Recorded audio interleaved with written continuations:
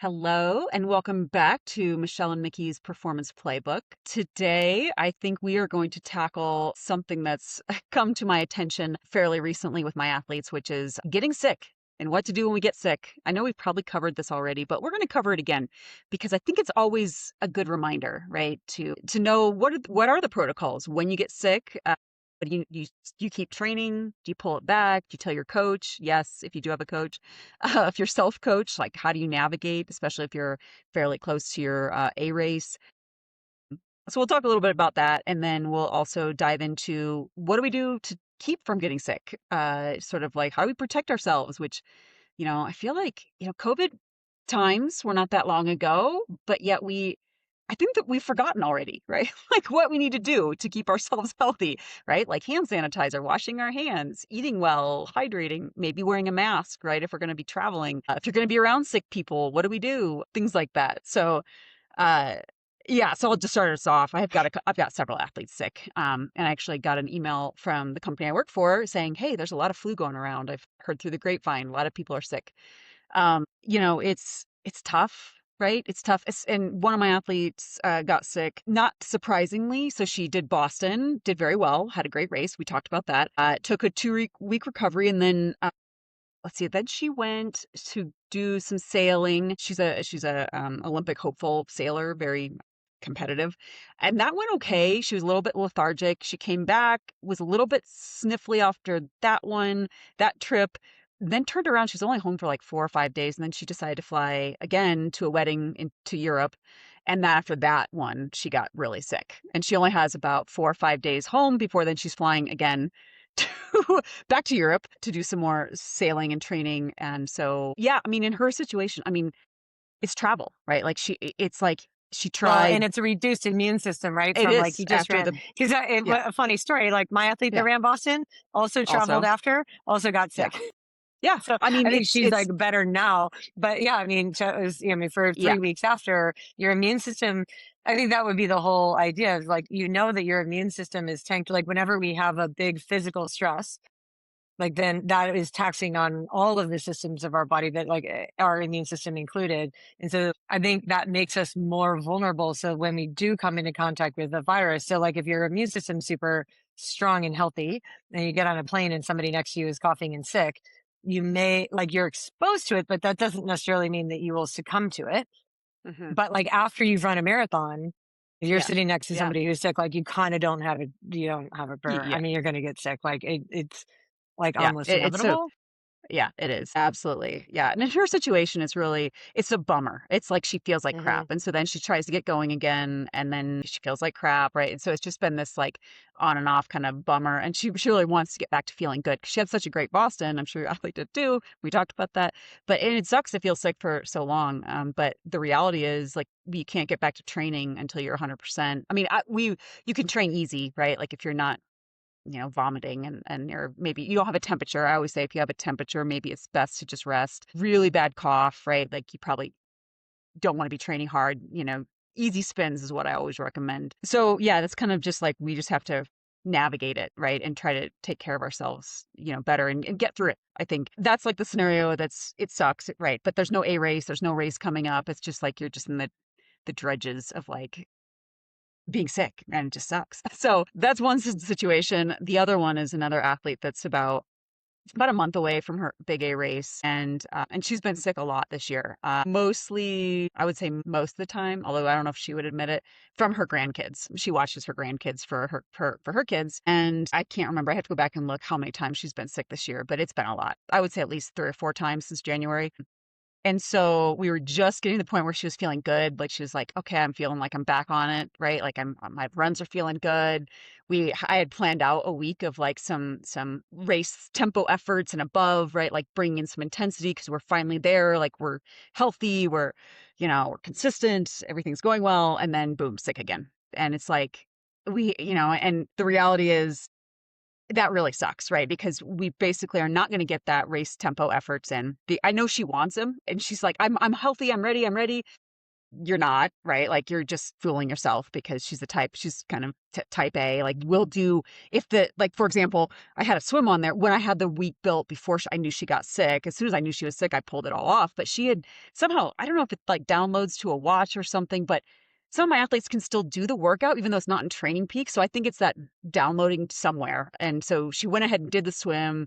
And I'm like, I no, like, you can't know, right? Like, you don't want to be in the pool if you're coughing, sniffling, and I mean, so the reality is in that situation, it's like you're just gonna have to miss out on doing that harder, we had kind of planned a 2-week block of some intensity, some race pace and above, and that's just not gonna happen. But the important thing is to get healthy before the race again, right? Like, and this is so if you are in the situation and you are, a month out from your A race and you're in that like real sweet spot block of like, now I'm finally able to do like the tempo and the race efforts and like, or you're some people would even be doing big volume at this point if they're doing Ironman.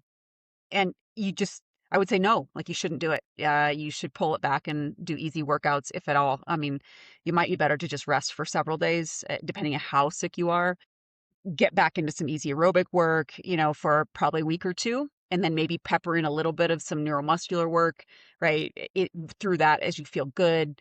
But yeah, I mean, there's really just not enough time, right, to then try to do any kind of race specificity. Like, you just because then you're the goal is to get healthy before you start to go into taper. And now maybe your taper looks a little different. We've talked about that in previous Yeah. podcasts, like how to do a taper. So maybe you would not taper as hard. Maybe you'd sprinkle in a little bit more work, because you're going to be a little bit more rested, but it's not ideal. It's not an ideal situation. And I know my athletes is very bummed. She's really, sad and like, because she still feels like she's not done her really, faster work and she's not going to be now race ready.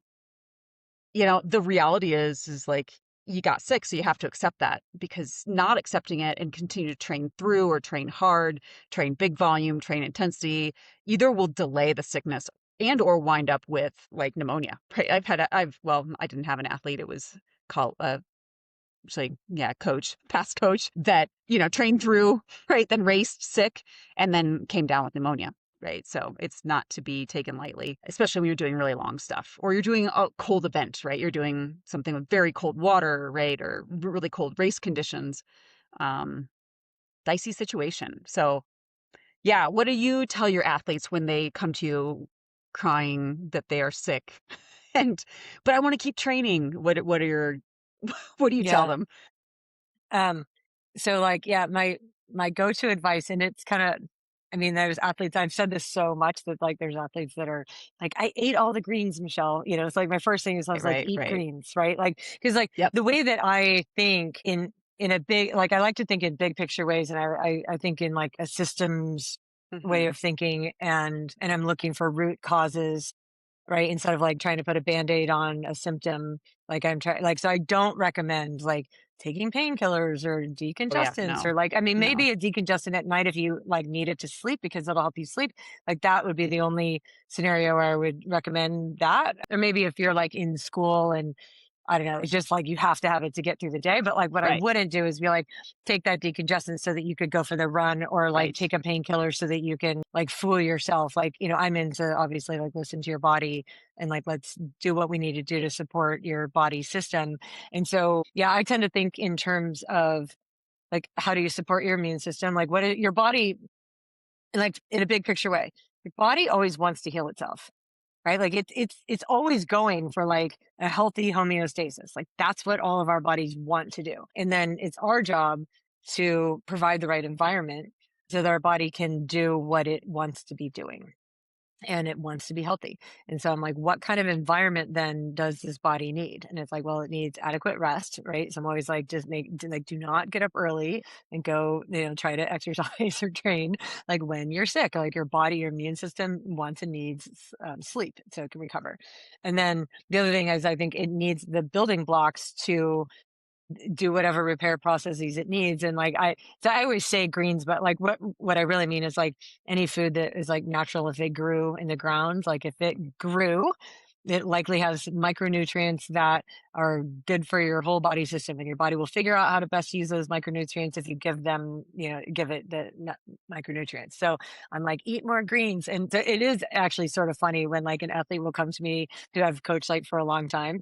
And they're like, before I even tell you this, I'm just going to say, like, I ate salads all week, Michelle, but I'm still sick. It didn't work, like, and that's what the whole point. Like, I don't think that like eating greens prevents you from getting sick, No. right? It's not Yeah. like, oh, this is like a magic cure from being sick, but it's more a matter of like, it just supports your body's own natural defenses, like as it's trying to heal itself. And so I've just, anyway, it's just back to the same thing, like sleep and diet, sleep and diet, sleep and diet, It which is. are like major things of like, we're keeping our whole like system healthy. So like, those are the first two things. And then yeah, I'm like, don't train when you're sick. And that has really changed. Like, I mean, I used to be an athlete that trained through being sick. Like I would go for Mm, runs and I would cough for 30 minutes afterward, like violently, embarrassingly at times. So I'm just like, hope nobody hears how much I'm coughing right now. And I was like insistent on going for a run. And like, I just think it's really important to know, like, why do we not do that? Like, well, that's because like that's how you end up getting sick and staying sick for 3 weeks, 4 weeks, right. right? Where you're Yeah. just extending it out and it's making it worse for yourself. So it's like you're better off taking 2 or 3 days. If you can do it right in the beginning, nip it in the bud, Right. right? Then it's like, then you can Yeah. get back to a place of being healthy. And then you can train from a healthy state where your body will actually absorb the work that you're doing and then you'll actually benefit Right. from it. So Yeah. if you insist on like being hardcore or whatever and like training through being sick, which I've done, then you end up, I mean, those were the days where I was getting sick all the time. And I think I probably felt like, well, I have to train through sick because like I'm always sick. And what it Mhm. was is like I Mhm. was just kept in this like insane Yeah. cycle or spiral of being sick, not letting myself recover. My immune system was like in a bad state. And so, but I kind of felt like if I don't train, I just like won't train at all because I'm sick all the time. What I didn't know is that if I treated myself better with sleep and diet and just being kinder to myself, that my immune system then would be like propped Yeah. up and it would be stronger in a way that if I did get exposed to a virus, my body was better suited to combat it right away. Yeah. And Yeah. so then Yeah. like I definitely learned to like stop training through it. So now I will tell my athletes, like, don't try to train through some that I have that are like really hard headed and they're, old school, hard to convince, like not to. Then what I'll do is I'll be like, we have to reduce the intensity. Like if it's important for your mental health that you like ride your bike or, you go out for a run or whatever, then like cap your heart rate at 130 or 140 or like whatever's Which the is low really hard to aerobic do when for you're that sick. athlete. It's really hard to do because but then also like when you're coming out the other end, I mean, a heart rate's a great measure Yeah. to look at it because Right. I will be like, until your heart rate looks normal and is acting in normal ways. That means like what your resting heart rate is in the morning, if you're watching that and you know what is normal for you. If it's elevated 3, 4, 5 beats, like you're likely getting sick if you didn't know that you were before, like it's coming. So like be really careful about that. But then also if you think that you're better, how do you know if you're better? Well, watch your heart rate and this Mhm. is hard. So if you haven't been watching your heart rate all along, Right, then then you you're not start gonna watching know. like Yeah. after you're coming back, like it doesn't tell you anything because what matters is what's it doing relative to what it normally does, like when you're healthy. And so, yeah, when you're sick, what you're likely to find is that, I mean, heart reflects stress from any source, right? So, like, if Yeah. your system is stressed out because it's fighting a virus, then like your morning heart rate's going to be higher. When you go out to run or ride or whatever, your heart rate's going to be elevated, 3 to 5, maybe 8 beats, like depending on how sick you were or are. And so, if you think of it in those terms, where we're as coaches, what we're trying to help athletes do is monitor the total amount of stress their body is under because there's like once we go over that, right, then it's like not even Mhm. beneficial to do. So if your body's already stressed out from this virus and trying to fight the virus, and then you're adding on top of that training stress, it's like, well, your stress bucket's full. Right. Yep. So like Yep. something's got to give. And so even if you're like, I can get through that workout and feel okay and not cough that much after, if your body's still under a lot of stress, then you're just prolonging the recovery time, which means that like you won't have a quality session tomorrow. And maybe you could have if you would have skipped that very easy bike ride, which only really functioned to keep you mentally sane today. So like if you could find a different way to stay mentally sane and not have Right. to like stress your body to do that, then like maybe tomorrow or the next day you're going to feel better in a way that you could do a real workout. I mean, I don't know how soon, you get back to it, but at least a workout that would be like more beneficial than Right. that easy spin that you insisted on doing. Yeah. Yeah, but Yeah. now I'm very much, especially with new athletes that come on, as soon as they report being sick, I'm like, just take the next couple days off. And we'll get back to it, like, as soon as you feel better.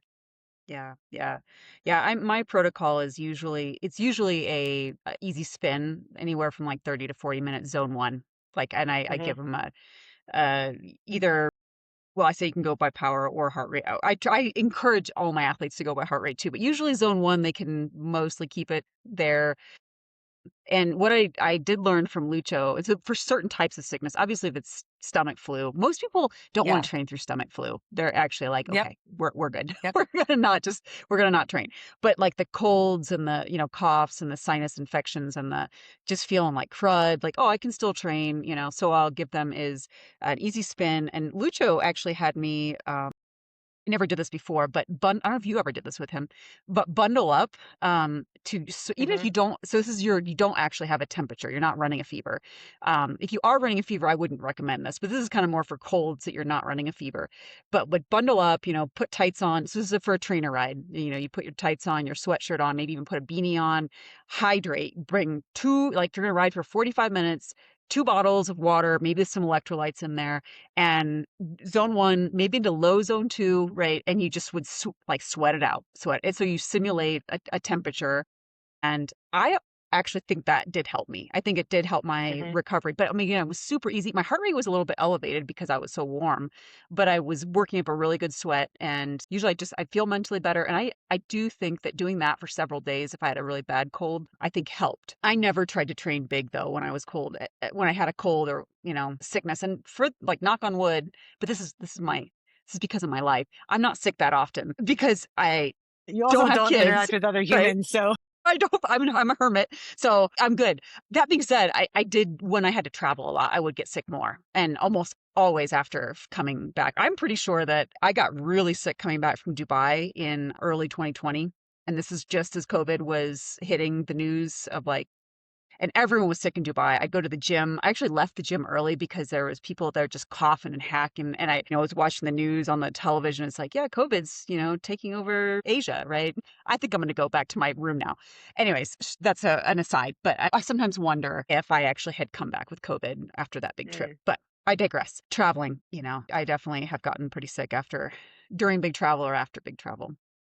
Um, pretty much all my athletes who travel. I mean, I just international, literally, yeah, like, I'm at the point now where, like, when an athlete travels, I just automatically give, like, the next day for sure is off. Like, yeah, it just because, and I actually frame it, like, I don't say because I'm anticipating you getting sick. I'm like, take a day to, unpack yeah, and, do your yep. laundry and clean your house and go get to the grocery store and, like, get yourself organized for the rest of the Organized, week. yeah, That's what I write in. But, like, what I'm thinking is the chances of you coming back and being sick or just being like your body's on the verge of getting sick, that if you did yep, train that day, that it would be enough to, like, throw yep, you over the edge and actually have you end up yeah. being sick. And then I try to start like normal training on the second day after they're back. But it Yeah, is almost, I mean, it's almost inevitable that, yeah. like, getting on an airplane, like, unless your immune system is just It's super just on solid, yeah, like yeah, rock solid strong, like, getting on an airplane yeah. equals being It's sick. And it's just like, yeah, how bad is it going to be? Like, yeah. how It's yeah, severe is the illness that you're going to get going to be, yeah, you know? But I yeah, do have, so let's transition. I'm curious. So I feel like I've found some things that are like really help immune system function. And I'm curious, yeah. like, if Let's you hear it. have any, Yeah, because so I'm like, I will try to prevent. And this is not an ad. We are not a sponsored, like, podcast in any way, although I would love to be sponsored by this company.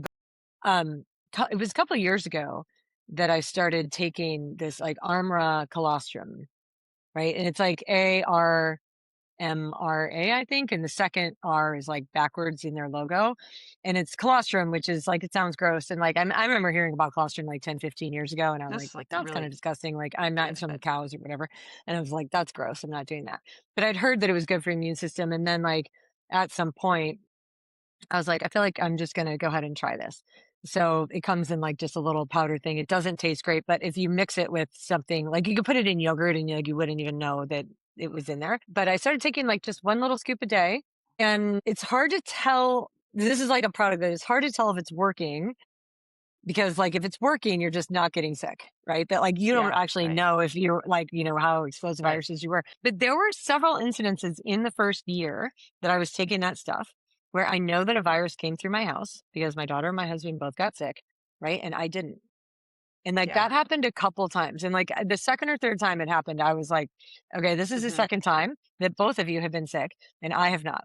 And the difference is I've been taking this Yeah. stuff and like, I'm like, I haven't been sick in like a year. And so That's I'm great. Yeah. pretty convinced that like that stuff, so when I'm taking it, I just feel like it acts like an insurance policy, right? Mhm. And it's not that I've never been sick since I've taken it, but I would say this, like Much my less, immune but system has right, been yeah. amazing, and that like when Yeah. I have gotten a little bit sick or like I'll feel how you feel like that first Mhm. morning where you're like, oh, there's something in my throat, like Yeah. this, like maybe not. um I've felt like a little bit ill, and then it'll like go away. Like my body will do better Mhm. with it than other people's bodies if we were both exposed to the same thing. And so that I just feel like I personally have enough like personal experience with not With being as that. sick as I think Yeah. I could have or should have or might have otherwise been, since I'm like taking that simple scoop and it's not cheap. I mean, I think it's like $100 for a 3 month supply or it's 130 or something Yeah. whatever Supplements, it is. It's like yeah. it's enough to make you go like, oh, I don't know if I want to spend that much Mhm. money. But then like if you Mhm. think about like what a pain in the ass it is to be sick or like how much you hate being sick, I'm like, I will spend that money. Like that's it. Like Yeah. there aren't that many supplements I take, but that's one that Yeah. I will take. Because like Yeah. I just feel like I've been sick so rarely since I've started taking Mhm. it. So then I do recommend it to my athletes, especially the ones who get sick a lot. If the Mhm. goal, I mean, if you really think about a virus, like how strong is your system able to combat that? And like if there's something you can do to make your system better, do Yeah. that, right? Yep. And then so yeah, Yeah. That's that's a that's I've my, and again, I'm not yeah. sponsored or no money if you go get colostrum. Although if you want to send me some as a gift, like that would be nice to know that I will take it. Yeah. Yeah. I've heard of it. I've not taken that one. I've not taken colostrum myself. Actually, interestingly, I was looking at supplements for my dogs because I'm crazy dog Hmm. lady, right? And I just want to make Hmm. sure Braggie's a bigger boy and they often had joint issues. And so I've been starting, early, right? Like to try to keep his joints and hips healthy. But that was one that it was a combination of colostrum and glucosamine, whatever else, CoQ10, I can't remember. But anyways, I haven't taken that one. The only, so I don't get sick a lot, so I don't have a whole lot of experience on my own, but there was I would be curious if you have ever had experience with this, but I was teaching at a geology field camp one summer. This is like, 10, 15 years ago. And this is a big, like 60 students, usually 50 to 60 students. There's like 4 or 5 faculty. Like it's a big, and we're together a lot, right? Like we're in the field 8 to 9 to 10 hours a day, but so you're outside, which is good. But then you're in the cars together, you're eating together, we had like kind of bunks, well, not bunks, but like, um, shared like we all the faculty had their own rooms but like in a single house, right, with like shared actually we even had our own bathrooms. It's pretty nice, but shared kitchen spaces, right. And there was one summer where like everyone was getting sick, like really sick, like taking them out of the field. And as a faculty, like you are responsible like for usually 10 to 15 to 20 students, like because we'd split up, right, and each faculty would take their group to different areas where we were doing our geology investigations and mapping. So to take faculty out of the field is really a big, like, you need to be like, I'm not going to go out of like, I'd have to be on my deathbed, right? Like, but I also didn't want to get sick. And I started to feel like I was getting sick, like whatever these kids had. And several of our faculty did get to come down with it. And so the other faculty member, he was a little bit kind of old school and he was like, just start taking vitamin C. And I'm talking Hmm. like a Lots of lot, it. like, cause you Yep. just pee it Yep. out, right? And so I can't remember how much I was taking, but I was kind of surprised. I was like, is my stomach going to handle this? But I kid you not, like I started to feel like I was getting sick, like on that like a Monday morning, right? And I was like, I cannot be sick. I cannot be out of the field. Like it was like a big to go week, right? And I started doing that protocol. He gave me some vitamin C, and then I think I had one of the AIs drive into towns. We're like in the middle of nowhere in Montana. I'm like, get me as much vitamin C as you can. And I just started, I mean, huge amounts, right? And I actually don't think I got any worse than that like morning of like, oh, I feel like I'm getting sick. And then it was like gone, right? And so Hmm. that's a protocol that I'm, for like, like if you're willing to experiment, like this I think might work. And he was swore by it. He was like, he did the same thing. He's like, I was feeling sick, started hammering vitamin C, like a lot of it, like 5 times, 10 times the amount they recommend. And it's not, yeah, I think you just pee it out like once your body doesn't need it. But I don't know. Have you ever explored that? Have you ever Yeah. had experiences of like just taking So huge like, amount? Yeah.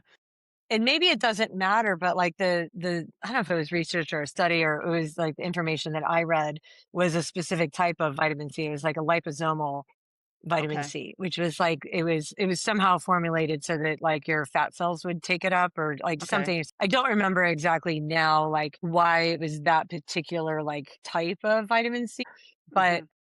yeah, I bought some of that and I like this was before it was I would say that that was Yeah. before the colostrum like before I discovered Right. the colostrum. I had like a giant thing of liposomal vitamin C and like if I felt like I was getting sick, I would take like 6 of them or Right. whatever it was, like like Yeah. twice a day, like you're just Yeah. really really loading up on it. This is what I would say. I had no ill effects, Hmm. right? Like when I took a lot of it I never had a problem. I don't remember if it was like if it worked like magic and, prevented me from getting sick or not. But I would say this. I think that whatever strategy you're going to use to try to prevent your body, like, so if you have something like that where you're like, I'm keeping this liposomal vitamin C like on deck, I don't think that's something you need to take like all the, so like the No. colostrum No. I No. take daily, just like Right. No. as like an insurance, like immune system insurance thing. With the liposomal vitamin C, or like pick the thing. I mean, they have like those those like airborne tablets? Have you I've not ever tried had those, but yeah, I I've heard I of them. used to Yeah. swear by those, like, for sure, because like, I would it's like that first morning, and I Right. feel like this is the thing, like, when you feel yourself first getting sick, Yeah. I You think have to that be the aware, main right? thing yeah, Yeah. yeah, the main thing so if you're watching morning heart rate or, like, you just feel that little tickle in your throat or, like, I would feel like there's, like, a little taste in my mouth or, like, there would be something that I'm Something. like, "Oh, Yeah. there's something coming on, like, this is not normal," and a lot of times that's even before your energy starts going down, you get, like, Hmm. little signals from your body that, like, your immune system is starting to work now. If in those first, like, 12 hours you live in reality, like, do not deny those symptoms. Do not Right. pretend that they're not happening. Do not, Yeah. right, train right through them or whatever. If in those first couple hours, you dose yourself with the vitamin C or you take an But yeah. airborne or I mean, you're doing whatever things that you need to do to like help your immune system. And that's how you would think about it. It's like, oh, my immune system is under attack if I help it right now, this virus won't like take hold. And I don't know Right. if I'm using like correct terms or whatever. That's how I think of it as like these invaders are coming in, Right. right? And like I'm trying to fortify my body so that they don't actually get in. Guess what? On day two, they've gotten in. So Right. like at Right. that point, you know what I mean? Like you're like now you need to take time off training. I mean, like you need Yeah. to treat yourself Well, like you're sick but you can yeah. sometimes prevent it, like, when you first feel it coming on, if you have, like, the sort of the right I don't even know the right for you, like, Right. supplements, Well, yeah, available. supplements and but I would say even if you don't have the supplements, like if you are aware enough to know that it's coming Mhm. on, do not do the VO2 max workout.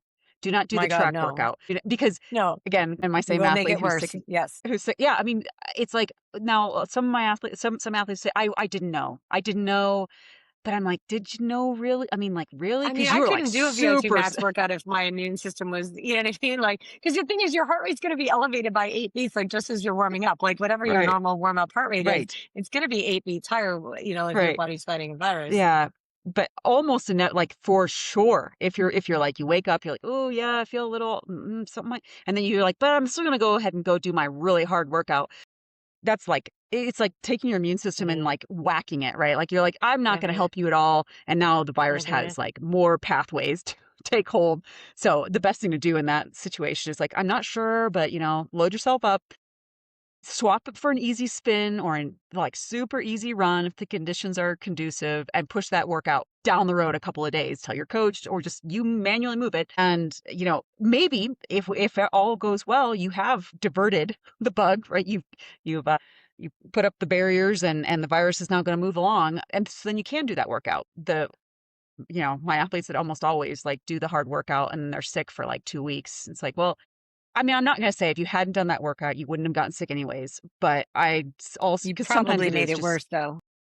oh yeah, for sure you made it worse. So anyways, yeah, um, Anyways, Yeah, and what this is else to where, like, yeah, yeah, yeah, we have not talked about HRV for a while, but, like, HRV is coming to my mind right now because, like, for athletes that are monitoring HRV, which is different than yeah, heart rate, this is heart rate yeah, variability that you're looking at.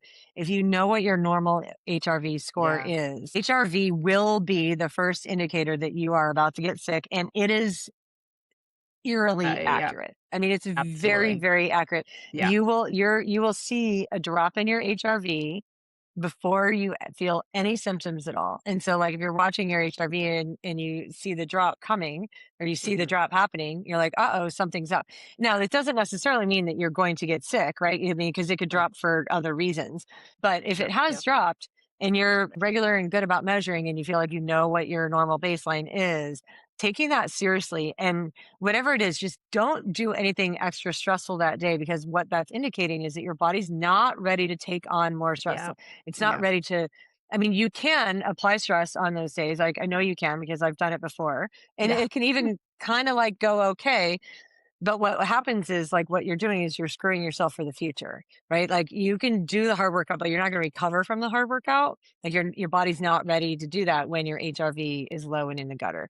So like knowing and understanding like what that technology is. And I don't want to go into like a whole lot more yeah, about HRV here. If people have questions about that, they can yeah, contact me and I'm happy to explain more. yeah, I feel like for a while HRV was everywhere, and now like I haven't heard people talk yeah, about it for a people while, but it well, remains like a very good measure of like your body well, systems.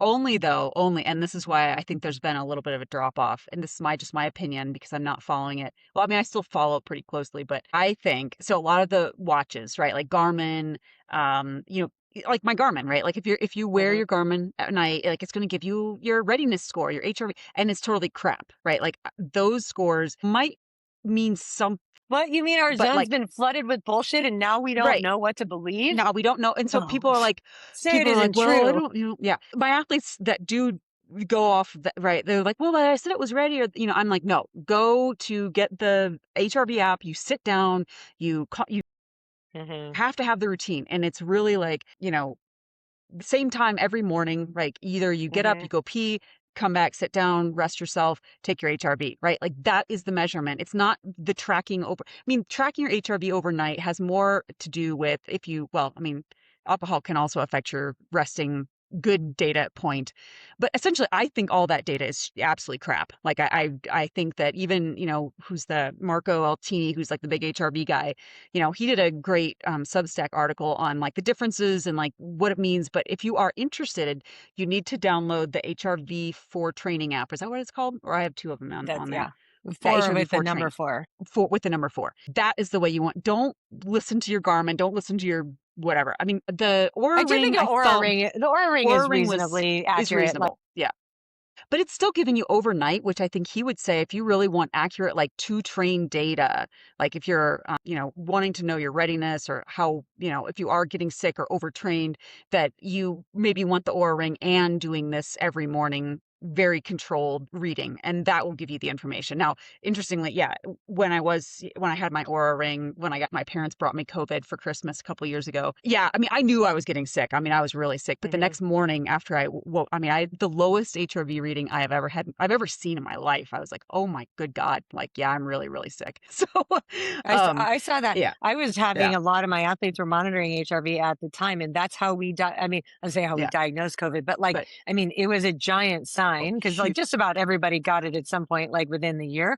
And I had most of my athletes at the time monitoring HRV, and it was showing up like on their training peaks, so I could see right, it too. And I would see this like giant drop in HRV, and I'm like, there you go. Like, are you getting sick? And then they're like, no, I still feel fine. And then the next day they're like, oh my God, I'm really sick. I'm like, so it is sort of like a day ahead or early. And if you're, the key though is, as the better thing is that you have to be measuring it regularly to know what is normal for you. right, And so right, like spot checking every once in a while or being inconsistent with it, like it is, I think it's maybe like if it's fallen out of favor, it's because it's not super easy or convenient to get no, really good data, like data that you yeah, can like trust and rely trust, on and yeah, act on. So like that's yeah, my other thing too. And I mean, we've talked about this ad nauseum with data, but I'm like, we either need, I want data that's either accurate enough to act on hmm or don't have data and go by feel.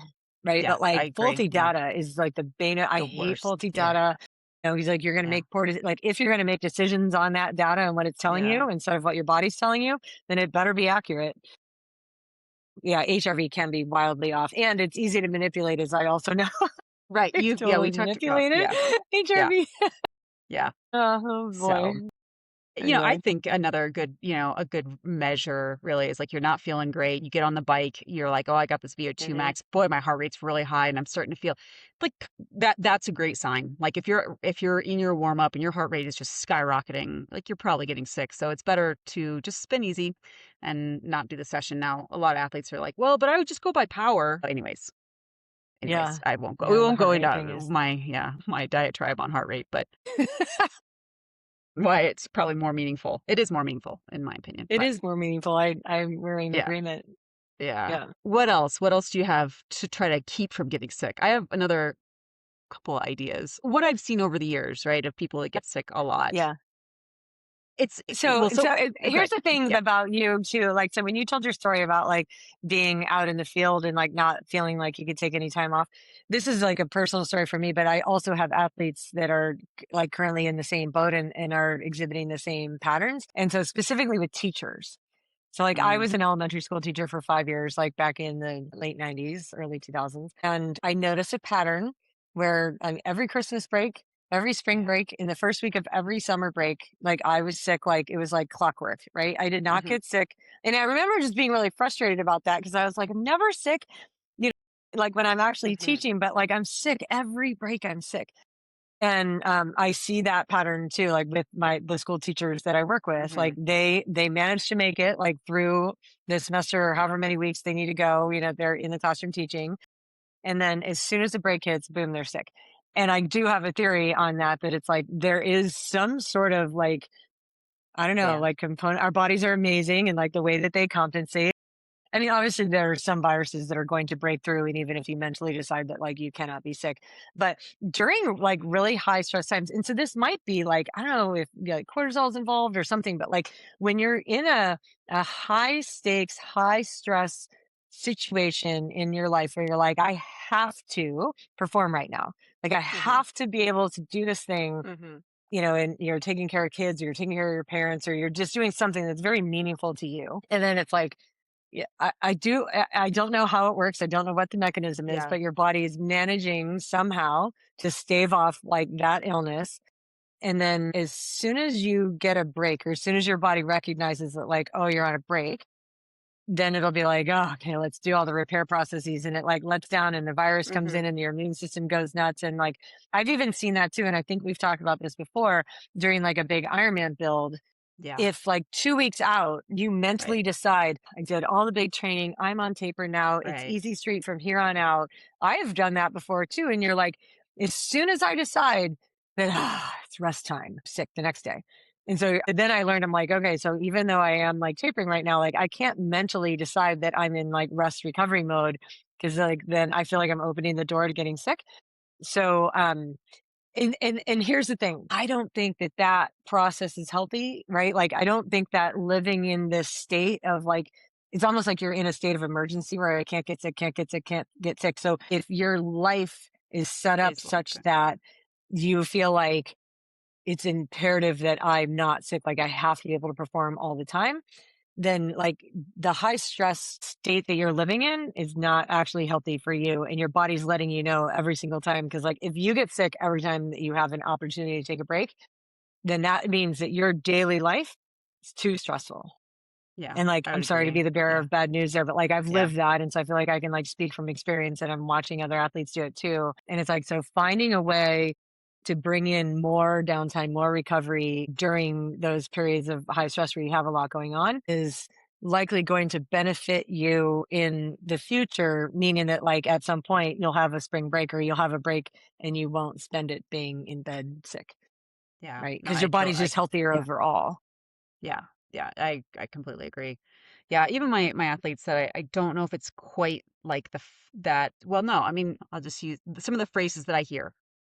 Chaos. I don't have Hmm. control of my time. I'm being pulled in a bunch of different Hmm. directions. I just, I can't plan. I can't plan, Hmm. so they can't put in commitments. They can't, it's like, well, I have this and that and things just come up. And so to me, that means like an instability in their life. Now, it might not be quite like I can't get sick, although I would wager that probably passes through their mind because got their grandkids to take care of, got their friends to take care of, got their this to take, like I mean, all these things that, and I, I'm not going to say like you can't take care of your people, right? Like I understand the life, taking care of kids or taking care of your parents or like there are real life stress situations, but I also think that there are more that we can do usually on a day to day to try to have a little more control over like it's controlling what we can control, right? And so that might mean for some folks that you actually do have to take a step back from your training, right? Like it might be that if you really cannot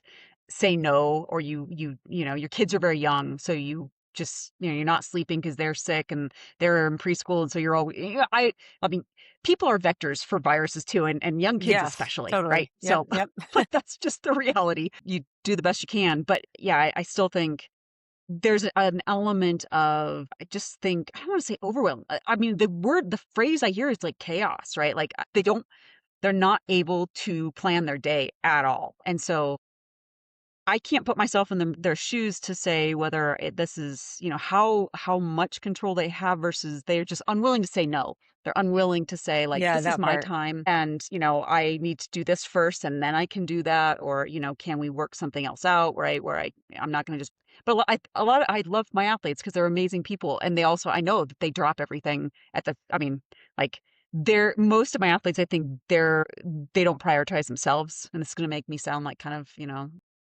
Yeah. I don't know, Well, like, can I it's, ask you a question? yeah, Like, of those yeah. athletes that don't prioritize themselves, how many are women? I mean, well, most of my athletes are women right now. I have only one guy. Yeah, yeah, I mean, Right? very, Yeah, I very mean, but and yeah, like, wouldn't yeah, you say, I mean, as women, like we yeah, are, like society conditions us that it is our job and our responsibility to take care of yeah, others and not take care yeah, of ourselves. And that is a very real thing that we are taught, like subconsciously, yeah. from when we're little, It's right? true, Like we are it's true. taught to put other people first, and like that is the godly thing to do. That is Right. the Yep. your role as society. Like that's what you do is you put other people first and you put yourself last. And Yeah, even yeah. today, it is really hard for me at times to like admit that I'm like not that I'm willing to do something for myself, right? Or like in there, Mhm, I yeah, mean, there's people who like for rest is like a bad like if you're not being productive in a moment then you're not a good person or like you're right. not allowed to rest, like you have to earn your rest or like you feel guilty Mhm, taking rest. And like there are times where I've had conversations with athletes being like, can you sit on the couch and like just relax and do nothing without feeling guilt? yeah, And the answer is no. and yeah, Like I I can't would do say that. yeah.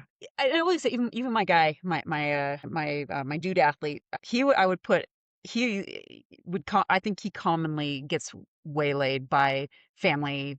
Like he's more on the other, the spectrum of dropping everything to take care of other people in his family. And so I mean, overall, it's a good thing. It's a good thing to be giving, right? And to be Yeah. giving of our Yeah. times. But yeah, I mean, I'm thinking of my athletes that don't have kids, but it's their work, right? Like they can't say no to the work requests, right? And I'm very career driven myself, but I think as women, we often get put a lot more gets, or we feel that we have to take on more, either to advance, either to get the pay raises, either to, demonstrate that we're capable of doing it.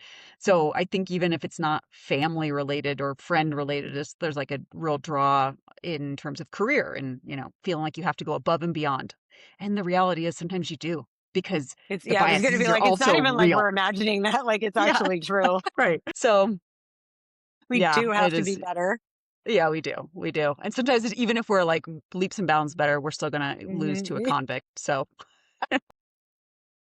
anyways, Oh my gosh, it's true. Yeah, no, I yeah, mean, and so it's real. And so like learning to, yeah, I mean, and this goes beyond, like what we were talking about before, but like just like but here's the other thing. Okay. So, and maybe this is just my like Instagram algorithm or whatever, but like it knows that I'm in this like phase of like perimenopause, menopause later. And they're just like, yeah, this is like when we get to the point where we're like, I'm out yeah. of F's to give for you. You know what I mean? And like where we really start learning that like, oh, all that overcompensating I did for decades Hmm. when I was in like my 20s, 30s, and 40s, like Like, Yeah. I'm not doing that anymore. Yeah.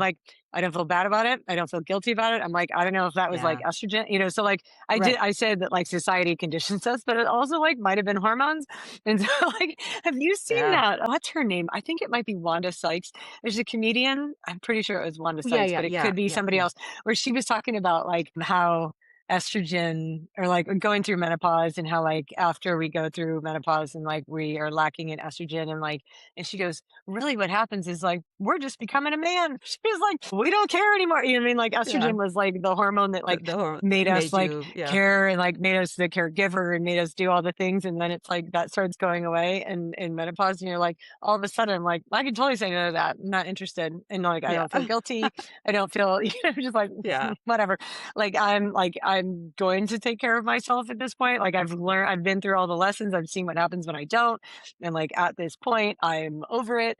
And it's really interesting because like I can completely relate to like all the people who are afraid to say no, and who are afraid to rest, and who feel like they need to overachieve and need to do the Mhm. thing. And like I get it, because like I've totally been there.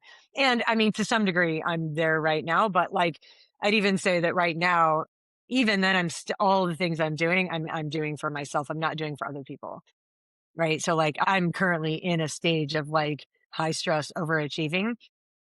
But I think the difference is that like the high stress overachieving that I'm doing right now is it's to benefit me, not to Right. benefit other Yeah. people. Yeah. So Yeah. yeah, I do think that there's a hormonal component to it. So ladies, look forward to your menopause years. So like while there is some like roller coaster shit that you have to go through, maybe in your Yeah. 40s, like it's good to turn 50, because all of a sudden Yeah. you're like, Done. peace out. Yep. Like I'm living for me now. And Yeah. Yeah. yeah, Yeah. I wish we it's could relieving. It's very nice. yeah. Yeah. No, I don't know. And well, I've had a weird I've not lived a very normal life, I would say, in terms of my paths. But yeah, I don't know where I was just other than well, in academia, right? Like there's often people like me that, choose not to have children. And there were some studies that said that indicated that there potentially could be like some weirdness in some academics in terms of like hormones. Like some men, very smart men, may have a little bit higher estrogen levels and a little bit lower testosterone, and the women may have a little bit higher testosterone and a little bit lower estrogen. And when I did have my hormones tested in my early 30s, I was in that batch of like higher than normal testosterone and a little bit low estrogen. And so it is true. Like I do think it was my choice as from a very young child to not, I never want to have kids, right? Like I said that when I was like 5 years old. My parents were like, or my mom was like, you'll change your mind. You'll change your mind. And I didn't change my mind. So, anyways, I just digress because I do think hormones matter a lot, right? And some of us, there may be changes or there may be differences in hormones, like just by like genetically, right? That I think it's not just that I was a selfish person because as a childless person, you're like told that you're selfish constantly by society, right? In terms of climate change, I'm actually not selfish. I'm actually, I'm doing a good thing, but not procreating. But I digress. I do think that I wish we could teach more young women this though, without them having to like go through menopause. Like, could we just instill this in them that they don't have to live for others without having to, you know, take all the time, like 30 years, right? 40 years to learn it. But anyways, I digress on that. I do I'm think teaching my hormones, daughter that. yeah. It's that if it's Good. any Yes. consolation. I'm Good. doing my part. I'm driving an Yeah. EV vehicle now, and I'm teaching Yes. my daughter that she doesn't have to convey to what society thinks that Yeah. she, as a female, Should do. should Right. be doing with her life. That she could do Right. whatever she wants. I do think maybe things are changing with like this new generation. Hope. Maybe it's just Yeah. like her friends, but like her friends, it feels like, and it might just be that like people in our generation are learning our lessons. Right. And then, like, as parents, then those of us who do have kids, and we are imparting those lessons onto our kids so that they don't, make the same mistakes that we did. And, there are some benefits to that. So, like, maybe if we still have a world in 30, 40 years, that, Right. maybe they'll be able to. Yeah. Oh man, I And on know. We that could dark easily note, we could easily dive down to the darkness there. But no, what I wanted to because I saw some posts on your spring cleaning and I've been in the mode a little bit myself, although I wasn't as productive as I would have liked to have been this last weekend. But if your life is feeling chaotic, right? Like if you are someone that's like, yeah, that's me. I don't have any control in this and I'm just all over the place and take some time clean your space. And it sounds My crazy, right? gosh, Like, I but cannot. Yes. to get organized, to get yourself, maybe it's not just maybe it's not physical. Maybe it actually is like you need to organize your calendar, right? Maybe it's No, it's both, physical. It's physical. It's 100% physical. but I think some people need to organize their calendars too. That's my two, like just in terms of what's important, like priorities, right? Like you need, Hmm. I'm thinking of one athlete in particular that it's like, well, I'm like, plan out your when will you get up and get on your bike, right? Like, don't just wish that it's going to happen. Like, plan it to Yeah. happen. But I Right. do think, physically cleaning your space goes a long way. So yeah, and it's not to say you have to be like OCD and like, cleaning, but like taking the time to get yourself organized to train or to do whatever you want to do, have your space just comfortable, right? To have a nice resting place. It just goes such a it just yeah, I mean it just it's such a it clears your mind. And maybe that is saying more about me and my I don't like to have a lot of stuff, right? Like stuff makes me a little bit stressed, so that probably does say something about my own psyche, but I think, having clutter and having your space disorganized, not having your training, if you know you're going to be training for 70.3 or an Ironman, take the time to line up your training supplies. Like what do you need? You need some new bike tubes. Maybe you need to take your bike in for maintenance. Maybe you need to order food. Maybe you need to get some bike shorts. Maybe your bike shorts are 10 years old and you need to just buy some new bike shorts.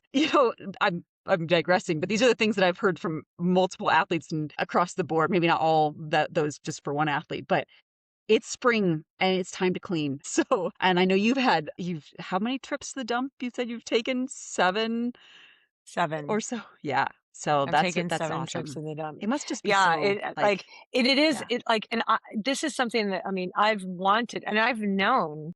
So, and this might just be a shout out to somebody who like lives with other people who don't share the same like desire for like what your space should look like is and feel like. It's not just look like, it's a feel like thing. But what I would say is this: couple things. Going through a divorce. My husband has moved out, and that means that I get to make this house look like what I have wanted it to look like for the last dozen years. Something that is interesting, and I don't think he would be mad even if he heard this and like knew that I was talking about it, but he has always had a really hard time organizing his space.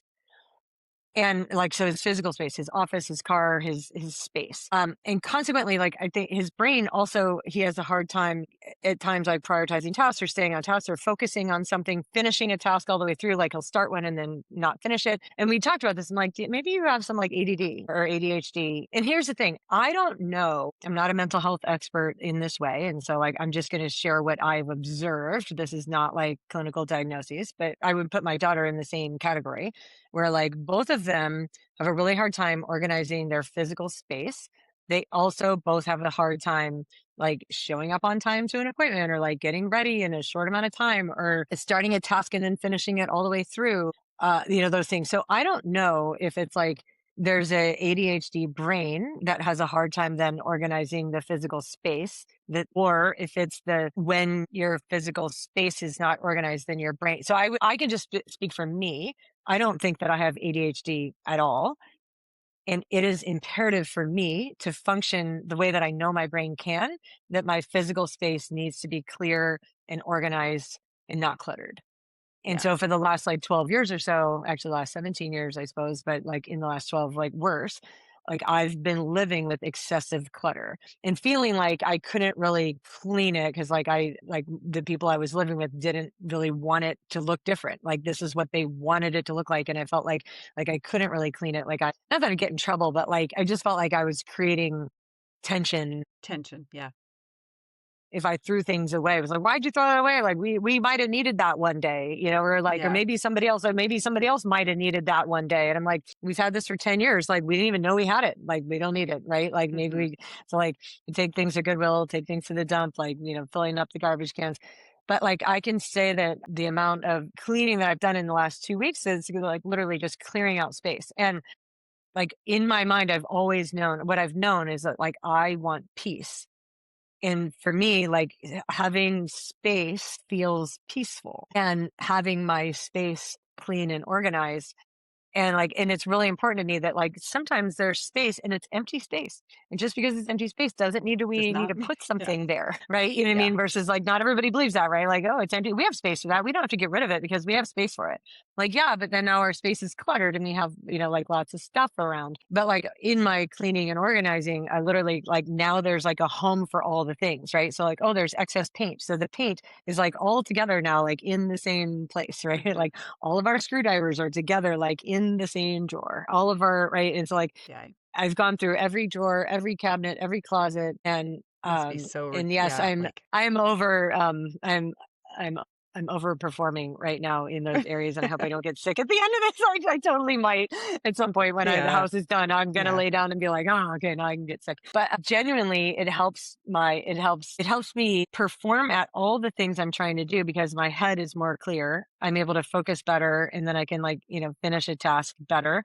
I will also say that I'm sleeping better at night. Like last night, I finally like yesterday we finally got the garage clean. We finished up some like projects that I wanted to do and having them done, I slept so well last night. It's And I thought, amazing. okay, Yeah. this is like Yeah. right. So like we're on our way. So I would say that like if you're feeling like you have a hard time organizing your brain, like Mhm. try organizing Yeah. your physical space. And It is and it so genuinely yeah. it's really hard. And like I'm trying to teach my daughter, I mean, because she's only 17. She loves having a clean space.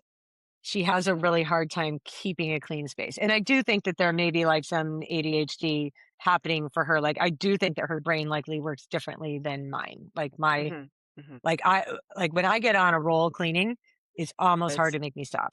Right. Like yeah. I Yeah. literally I can't stop, won't stop. Like I'll go all day. Like yesterday, like I didn't check Training Peaks. I mean, granted it was a holiday, so I was like, I like one day a year I don't check Training Peaks. I'm Yeah. like, Well, I didn't check it all day. Like I didn't go online. I didn't get distracted. I put some music on and I just went like just super yeah. solid focus all day cleaning. And even when I'm like, I think I'm done, and then I'll look and see something else like, oh, I'm gonna finish that now too.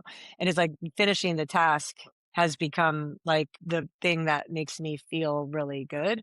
Yeah. And I do think people who have ADHD maybe have a hard time with that like mental process. You know, it's interesting. I well, I'm not an expert in this. Interestingly, my mom is a learning disabilities teacher, and so we grew up with my mom telling all of myself, and my sisters that we are all ADD, ADHD. Because I think when you're an expert in something, you just see it. Or I don't Hmm. even know if I shouldn't say that. I don't know if you see it or not. You'd hope that if they were an expert, they would be able to see it more clearly. I'm not. I'm not ADHD. I have an Yeah, overabundance I of wouldn't. I don't. yeah. I like you. Don't. I mean, like if I've been living with my husband and daughter for the last 17 years, I'm like, you're not like them. So like, No, I'm not. I'm not. You know, had no. I have. If anything, I had an overabundance of focus, and like you were hmm saying, like you could just stay on task all day. Like that's. hmm There's been times in the last year where I've been really stressed, and I think maybe a little bit blue about my career. Like a little, you know, I won't say depressed, but like feeling just like I don't know where to put my energy. That's going to be fruitful. And so there have been times where I'm like, am I getting, because there's been some, I've seen also some perimenopause, menopause, like some women can start to experience some ADHD symptoms during menopause because of fluctuating hormones. I'm like, is it that? Am I, or is it that I'm actually just really stressed and kind of maybe a little depressed that like my career is being eroded by this administration? With a lack of science funding. So I think yeah, it's actually the latter and it's real versus like my hormones are a mess. Because when push comes to shove, like for example, I don't think anyone that's listening is gonna. I was on a big review panel last week and we worked every day, probably 12 plus hour days. And I mean, I was just on it from Saturday prepping. Monday we hmm started the review panel all the way through Friday, and there was like I mean, you like live and breathe it. And there's no like, oh, I can't focus. Like, no, I mean, you're just in it. And so I don't have any problems doing that. It's more like it's just stress when you're like, I don't know where to put my energy because I don't know what's going to help me in this situation. It's different, yeah. right? Then, That's a yeah, different. it's Yeah, I like, think that's different than like the ADHD that I've seen. yeah, yeah. But I think for myself, I do know for sure. Like I can, my space actually right now. This is why I have the books. I do have books behind me, but they're not organized, and it's been hanging over me. And this is what I was going to say, is I can function still when my space isn't quite what I want it to be. But when there's tasks that are like you could just take the time to do it, and then you do it, it's like oh. Okay, that's rewarding, right? Like so there's I think a little bit of a if you're feeling like "Oh, I just don't wanna be on the bike," or "My space is a mess." I hear this, like, "Oh, I don't really wanna be in the basement." Well, then change like, what would help you get on the bike more easily? Would it be to clean that basement up a bit? Would it be to paint? Would it be to, like, make it, some place that you wouldn't mind spending time, right? And so take the weekend maybe that you need to do that so that then the next, you know, several week right, like, the next year of weekends can be done in a more pleasant space. I mean, I think it's investing in something like it's lowering your activation energy to do something, as well as it just feels good to knock something out, right, that is, like, kind of a low maybe it's not always low-hanging fruit to paint, right, but things like that where it's like, okay, you don't always wanna get to the pool. What can you do to lower your activation? Oh, you can organize your pool stuff, you can get your swimsuits and all your stuff in a bag. So all you need to do is wake up, get the bag, head out the door, right? Like, it doesn't mean you have to search for all the things you need at 4 AM, to get it done. So I think there's a huge amount of, like, we can make some small changes, right, in the way we approach things, but the benefits of doing them, right, in terms of organization and, yeah, tidying up. I mean, wasn't there a whole book written about, like, the art of tidying up or something? No, I there's don't been a remember. lot. There's several Yeah, books of doing probably. that, but, like, Yeah. the thing that just struck me as you were saying that is that, like, it really relates back to the thing that I was saying earlier about, like, how our bodies want to be healthy, right? They want to Yeah. prepare themselves, and it is our job to provide the environment for our body to be able to act like it wants to act, right? So, like, Mhm. by environment, meaning that, like, what do I have to do to support my immune system? I'm gonna sleep and I'm gonna eat and I'm gonna, like, reduce my stress, and that puts my body in this environment that allows it to perform its immune system functions the way that it can and wants to. And I think that it's a similar thing where we're talking about our environment, like our actual physical environment. So, like, if that's our home, if that's our garage, if that's the basement, if that's the bedroom, if it's, whatever it is Mhm. that, like, if you're creating the environment that allows your Right. Yeah. brain to, like, function and work well, like, I mean, just for me, I know for sure there's just a direct correlation between, like, chaotic environment, chaotic brain. Yeah. And when my brain is in chaos, it's like it feels like all these things are, like, coming at me, and now I have to do this and after that, and it feels like I have less control, or it's harder for me to accomplish all those tasks versus, like, Mhm. when my environment is organized, and it's like when the random things come my way, I'm Right. like, "Oh, You I can know handle exactly them. where to, like, put that," even if it's, like, putting it in my brain somewhere Mhm. that, like, that's 3rd on the priority list right now, right? Like, I'm able to make those decisions and, manage myself and act Yeah. accordingly in a way that then, like, allows me to still Right. be an effective human. Right. Right. Yeah. Right. Anyway, Totally. yeah. Yeah. So speaking of Yeah. which, all right, Yeah. I need to get going. I gotta go to the Right. pool. Like Yeah. I gotta go swim.